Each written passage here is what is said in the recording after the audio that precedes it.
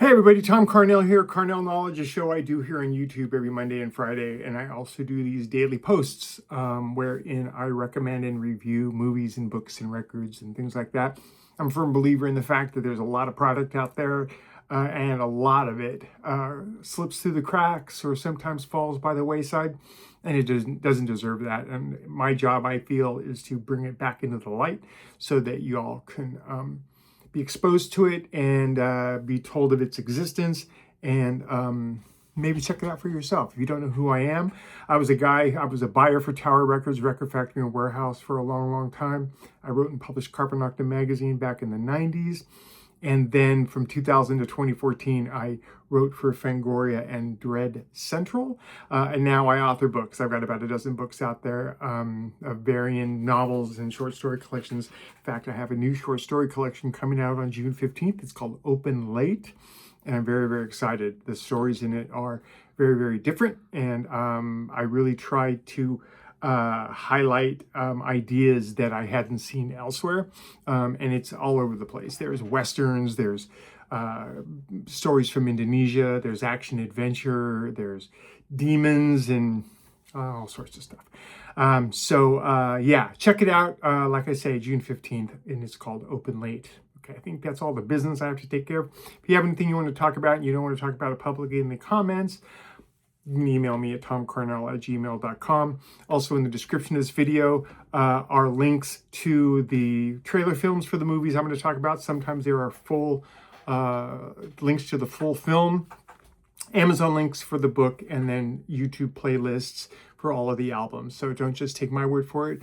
Click on those, hop over to another page, and you can listen for yourself and decide whether it's something you want to add to your collection. At the very least, you'll know about it. And that's my job, I feel. Okay, that all taken care of. Let's get to some movies. And I got some bangers for you this week.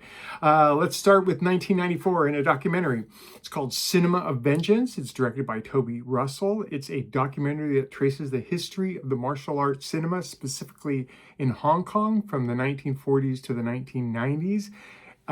Loaded with behind the scenes footage and a plethora of really informed talking heads. It's one of the best and most informed entry points you'll find to getting into Hong Kong cinema. It's well searched and well laid out.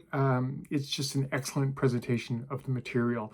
The clips that they show from the movies are longer than normal because it's not just fighting. It's like, here's a little context and then here's the fight. And so you get a real sense of the film and whether you want to, again, I use these as a way to find out about things, but also decide whether it's something I want to look across the great wide world for to get my mitts on it.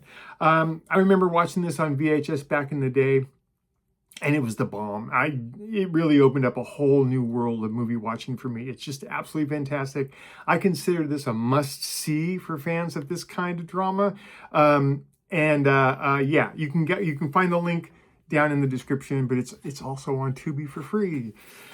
All right, our next movie, 1960. It's called OOE-YAMA SHUTEN-DOJI, aka The Demon of Mount Oe. It's directed by Takuzo Tanaka, who directed The Snow Woman, which as I recall, I covered in the last episode. And he also directed Zatoichi the Fugitive. It stars Kazuo Hasegawa, who is in Gate of Hell, Raizo Ichikawa, who is the lead in the Sleepy Eyes of Death film. The great Shintaro Katsu is in this, who played Zatoichi, and Hojiro Hongo, who is in Satan's Sword. It is about a team of warriors who get together to defeat a shape-shifting supernatural creature. The director was a former assistant director for both Kurosawa and Mizoguchi, which is that's just awesome. Also stars Tamao Nakamura, who would later go on and marry Shintaro Katsu. And boy, oh boy, what a film. It's beautiful. And the opening frames, it kind of reminded me of a video game where it's like, they introduce the characters and it's all like hyper movement and what have you. But I was like, wow, surely this is inspired by a video game, but it couldn't have been because it was 1960. Beautiful colors and pageantry in this movie. The makeup effects are kind of simple, mostly accomplished with elementary stage makeup and abstract lighting. There's a lot of intrigue that goes on and a lot of loud proclamations. I will say that I think the running time on this is a little long, but it goes by pretty quickly. But it is long. There's no denying that. The acting and the direction is exemplary. Set designs, costumes, and lighting are on point. The heroes, the one thing that bothered me was that the heroes are some of the most gullible people I've ever seen, where you know anyone could watching this goes like, oh, that's a trap, and they just blindly walk into it. It's just wild. That said, it's got its own kind of charm. There are some very cool puppets in this movie, very cool, not animation, but it's a kind of animation. Let's say that. It's fun. It's a little dated, but it's a folktale with supernatural overtones. The whole demon thing is kind of window dressing for politics and revenge. I recommend this for Chambara fans and Judageki fans, Japanese film aficionados, and those who enjoy tales of the supernatural. This is a woefully unsung and underappreciated film from Japan's cinematic history, and I don't know why.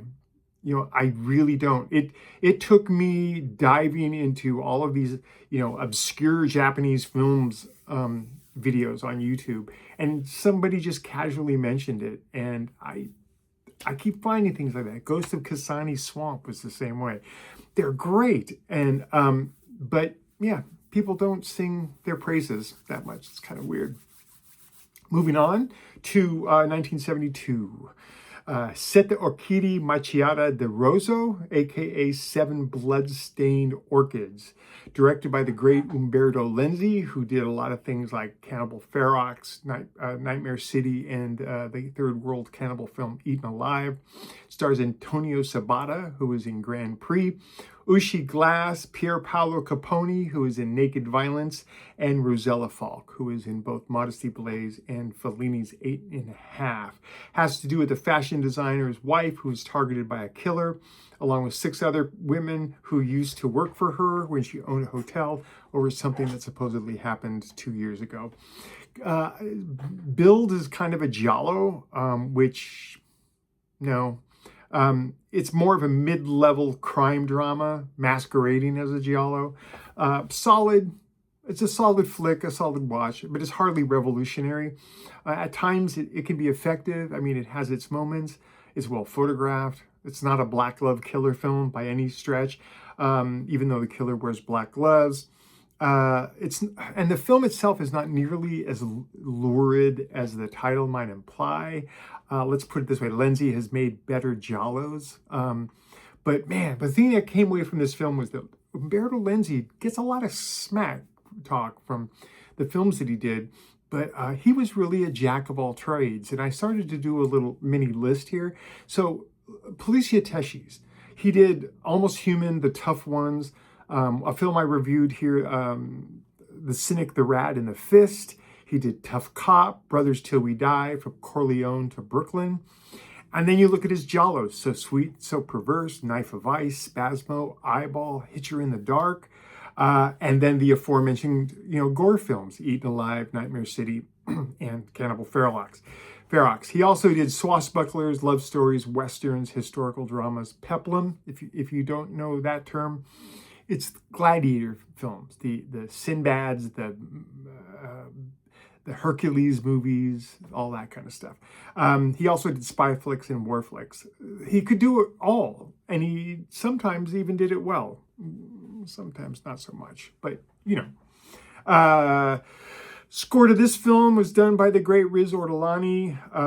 Overall, it's a nifty little murder mystery that never reaches the level of its contemporaries. It's not an Argento film. It's not a Bava film. It's not even a Sergio Martino film. But, it was worth seeing, but mostly recommended for Italo cinema enthusiasts, Lenzi completists, and fans of a good early 70s mystery. Up next, 2005. The film is called NORIO, aka NORIO the Curse, It's directed by Koji Shiraishi, who did Carved the Slit-Mouth Woman, and he did the film Grotesque. It stars Jin Muraki, who is in Retribution and Nightmare Detective, Ryo Kano, who is in Dark Water, and they did a voice for Howl's Moving Castle, Tomono Kugo and Marika Matsumoto, who is in Space Battleship Yamato. It's a found footage film when made back when those were a thing in the early 2000s. It's about a prominent paranormal journalist, Kobayashi, who goes missing shortly after completing the documentary. What begins as an investigation into strange noises soon evolves into a chilling mystery of a demonic entity named Kagutaba. Kagutaba. Director cast real Japanese media celebrities as themselves, like fictionalized versions of themselves. One of the reviews I read called it the best found footage film of the decade, which is debatable. Part of the whole J-horror and found footage explosion of the 2000, when you remember Blair Witch Project came out in 1999, and Japan really ran with a lot of the found footage stuff, but also that kind of evolved into what I call the coal-eyed kid film, like The Ring and all of those kind of things. It requires patience on the part of the viewer. It takes a while to get going. But they absolutely nail the interspersed clips from Japanese chat shows. My overall take is that the plot is overly complicated and borderline confusing. It's worth seeing. I mean, again, it has its moments, but mostly I found it all pretty cliched. And that's me looking from in the year 2026 back. So a lot of this had already played out by the time I got to it. But, you know, fun but flawed, worth seeing. Hey, my dog just showed up behind me. Let's see. And then the last film I'm really excited about, and I don't know why. It is called NUIGULUMA Z, aka, wait for it, Gothic Lolita Battle Bear.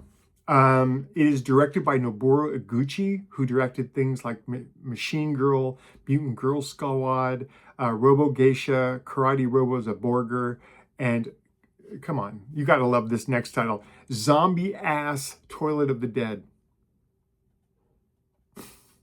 Come on, how could that be bad? Stars Shoku Nakagawa, who is in the Fast and the Furious Tokyo Drift, Rina Nakata, who is in Attack on Titan Part 1, and Mario Ichimichi. Has to do with a gothic Lolita who comes to live with her sister, and her sister has this like troubled child, and an alien that comes down from the stars and inhabits the body of a teddy bear. Later on in the film, when the gothic Lolita holds it to her chest, her and the alien bear sort of meld into this superhero creature. But it's based on a book by Kenji Otsuki, who is a member of the rock bands Kaneki Shouju Tai, aka Muscle Girl Band, and Tokukatsu. Simply put, the plot, what little there is bonkers and makes not a lot of sense. But yeah, it's, I'm not even going to bury the lead on this one. It's really stupid. It's stupid and it's goofy and it's low budget and it's super fun. I had such a great time watching this thing. It's, again, very low budget, pretty silly. The effects are super elementary, presumably done on someone's home computer. But contrary to the expectations, there is a lot of soporific fluff between the action. But still, there's kind of a boneheaded charm to it. And I don't mean that to be insulting. Endearingly empty-headed. If you just go along with it, you'll have a very good time. I love this movie. There's zombies in it. It's very anime, like an anime manga come to life. At times things are overly dramatic, which sort of hobbles the effectiveness of the fun. And then there's the suicidal bear and the dancing zombies. Again, it's fun, wholly inconsequential, good for movie nights with friends. good in, not in a so bad it's good, but in a I can't believe this ever got made way. Recommended for fans. If any of you remember back a few years ago, there was a production company called Sushi Typhoon, who did all of the aforementioned films that I mentioned, the Robo Geisha, the Mutant Girl Squad, Zombie Ass. And they developed a really a Sushi Typhoon kind of filmmaking. And this exemplifies it. It is a hoot and a kick in the pants. And again, Gothic Lolita Battle Bear says it all. All right, moving on to a book. I was at a garage sale recently and walked out with a ton of stuff. There were a bunch of Max Brand books that I got for a song. And then on the way home, we went by another thrift store and I picked up a couple of these. J.T. Edson. This is called Bloody Border. Has to do with, I don't want to put this. So a woman who's a spy comes for the Confederacy. She comes to bring a bunch of money to a general to woo him to their side in the days when it looked like the Confederacy wasn't going to win the Civil War. Spoiler, they didn't. And along the way, she meets a lot of different characters, there is a lot of intrigue. The guy, J.T. Edson, was a British guy who wrote 137 of these things. Most of them were interconnected. I think he's not someone who's as well known as a Zane Grey or a Louis L'Amour, but he wrote a vast interconnected world of characters bordering on a universe. And the interesting part is when something happens, the author will say, and he learned more about this in the future, and there's an asterisk, and you go to the bottom of the page, and it tells the book where he tells that story. And the most important part of it for me was that it has not one but two really strong female characters. The spy in the beginning, the woman spy in the beginning, she knows this obscure martial art called savate, French foot fighting, and there's a one on the Union side that is more of a brawn kind of a thing, but overall, I would say it's a mid-level Western. It's not bad. It's written really well. It ends kind of abruptly. It's better than a lot of IPs out there. Again, a lot of the Louis L'Amours and the Zane Greys never really did it for me. I would put this J.T. Edson just slightly under people like Frank O'Rourke, who is a god in my world. His work is so good. But this is well worth checking out. It's got a great cover. I picked it up for, I think it was like 75 cents. And an enjoyable read. Took me a day or two to read it. And good stuff all the way around. I have a bunch more of J.T. Edson, and I'll probably get to them at some point. Let's go on to records.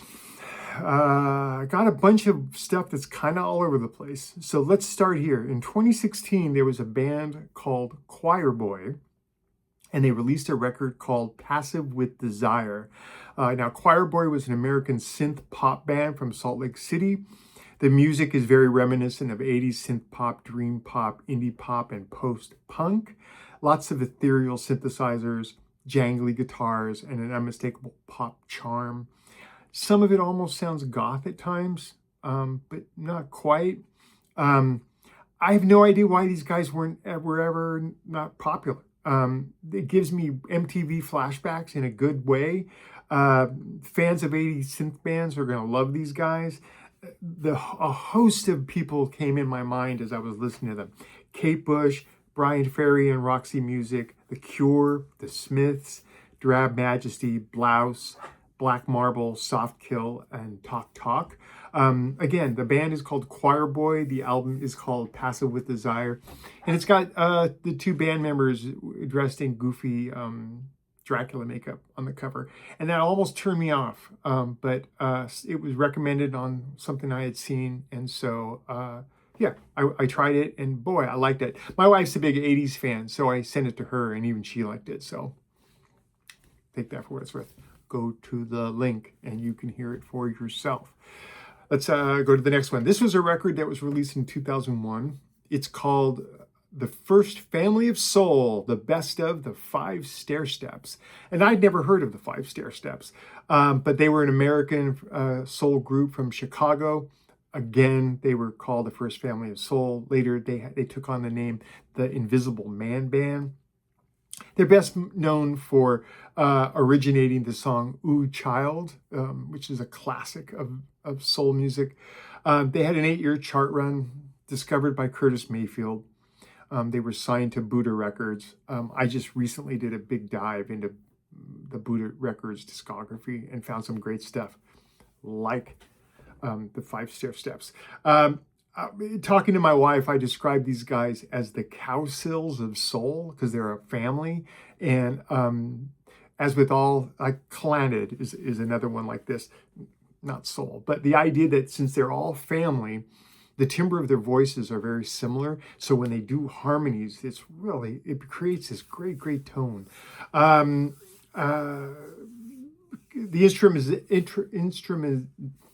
instrumentation is very sort of soft soul, and it reminded me of a host of things. The Jackson 5 came immediately to mind, the Silvers, the Delphonics, the Impressions, the Stylistics, the Fifth Dimension, Sly and the Family Stone, that kind of thing.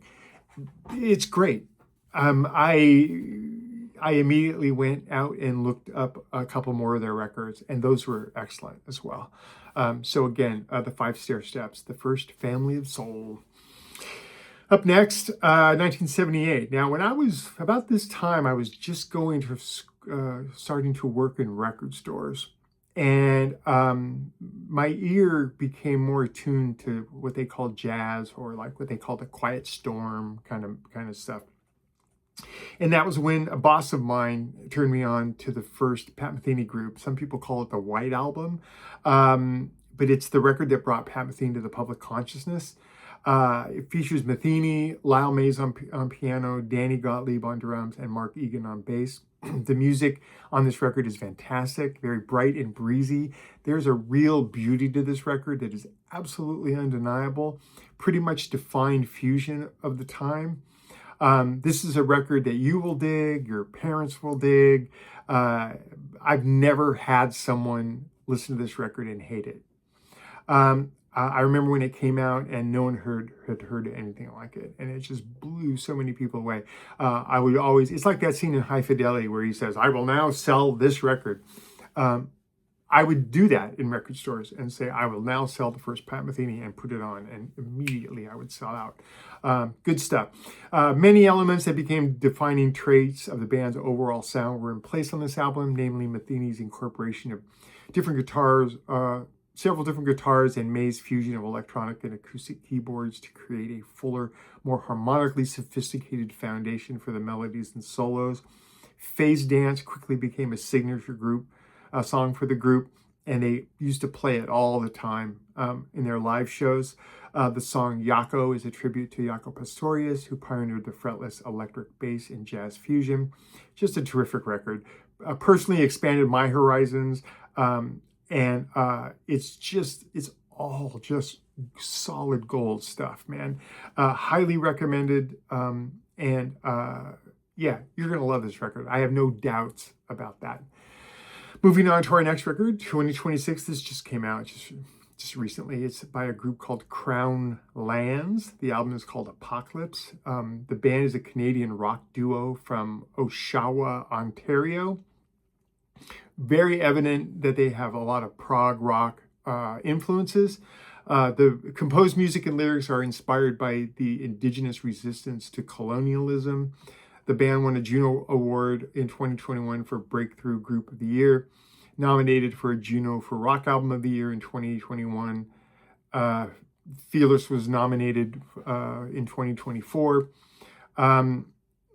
Fans of these guys include James LaBrie from Dream Theater, and Gene Simmons is a big band. Look, I'm not even going to bury the lead on this Crown Lands band. If you like early Rush, Hemisphere's era Rush, you're going to love these guys. I just heard them doing a version of Working Man, their Rush song, and it was amazing. People are slathering all over these guys. I was in my teens when a lot of, when Rush was like Rush, and it was a really big thing. So other than for nostalgic sake, I thought it was okay. Again, derivative at times, but really well done. Reminded me of things like the guy, first of all, the guy nails that sort of Geddy Lee kind of voice. And the two of them will be like, the drummer is also the singer, and the guitar player, bass player plays this wild looking combination guitar where the upper part is a bass and the lower part is a guitar. I think they do a little bit of looping, but that kind of thing. Reminded me of Randy Jackson from Zebra. Reminded me a little of Triumph, yes, and of course Rush. But they're a great band. I just turned them on to a friend of my wife's, and who's a big Rush fan. I go, you got to check these guys out, and he came away an absolute fan. You can look up and find a bunch of videos on YouTube, and there's a link down there that you can click on, and you can take a listen for yourself. Finally, I got one more for you. The record was released in 2015. The band is called Bridge, and the record is called Crying for Love. The band was originally from Oakland, Berkeley, California. So the story that I heard was that the record was recorded in 1981, but the producers didn't believe in it or whatever, so they shelved it. It was rediscovered in 2000 and then released. The music is sophisticated, mellow, kind of a fusion of soul, jazz, funk, and Latin. I'm going to call it disco adjacent, and I do not mean that as a slam. I mean that in a very, very good way. But it's got that sort of early 80s soul feel to it. Sweet and breezy, effortlessly romantic is the way I would describe it. The lead vocalist, Deborah Vaughan Lewis, is awesome. She's got such a great tone and such an emotive voice that it really blew me away. A fantastic soul record. Immediately likable, of its time, but man, if you were around then, you know what a time that was. There are some great hooks in this record. They should have been a household name, but fate, yeah. Let's see, it reminded me of a host of things. Mystic Merlin, Sylvia St. James, the band Side Effect, the band Pleasure, Earth, Wind and Fire, you can hear that in there. Donny Hathaway, Stevie Wonder, The Emotions, LTD, The Shy Lights, even Blue Magic came to mind as well. I like this record a lot. We were on a recent trip to Seattle, and I played it, and my wife loved it as well. So, and she's a tough audience. So, Bridge is the name of the group, and the record is called Crying for Love. And that's going to do it for this episode. If you haven't subscribed to the channel, please subscribe. I need that stuff desperately. It's the only way the algorithm knows you're alive. Like the videos if you can, all of that stuff you hear about. And by all means, click on those links in the description so that you can hear all of this stuff for yourself. And I think you will be surprised by a lot of it. I will be back in a few days with another episode, and I'm working on a whole bunch of stuff here that I think you will really like. So again, subscribe and like, and go to Amazon right now and get my book, Open Late by Tom Carnell. You're gonna love it. All right, I'll see you next time.